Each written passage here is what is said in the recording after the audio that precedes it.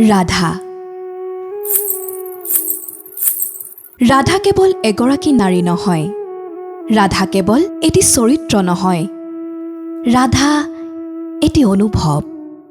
বংশীৰ কোমল সুৰে যদি তুলিব পাৰিছে আপোনাৰ হৃদয়ত ভালপোৱাৰ অনুৰণন, চন্দ্ৰাৱলী আকাশৰ জোনাকে যদি জগাব পাৰিছে আপোনাৰ বুকুত সেউজীয়া স্পন্দন, যদি কাৰোবাৰ কষ্টই বোৱাব পাৰিছে আপোনাৰ দুচকুৰ অশ্ৰুধাৰা, যদি সৰা ফুলৰ মাজতো আপুনি বিচাৰি পাইছে হেৰুৱা সুবাসৰ বতৰা, তেন্তে বিশ্বাস কৰক আপোনাৰ মাজতো লুকাই আছে একোজনী মৰমী ৰাধা।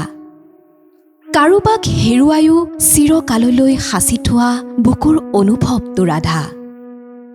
প্ৰিয়জনৰ সুখত নিজক হেৰুৱাই দিয়া হাঁহিটোৰ নাম ৰাধা। সকলোকে আশাৰ কিৰণ বিলাই নিজান ৰাতি অকলশৰে সৰি পৰা সেই অশ্ৰুৰ টোপালটোৰ নাম ৰাধা। ৰাধাক জীয়াই ৰাখক।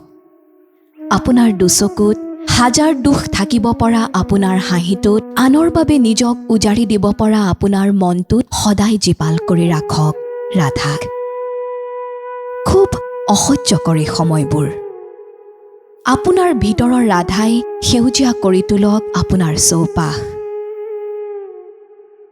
ৰাস সঁচা প্ৰেমৰ উৎসৱ, ভালপোৱাৰ উৎসৱ। মৰমবোৰ বিলাই যাওক হৃদয়ৰ পৰা হৃদয়লৈ।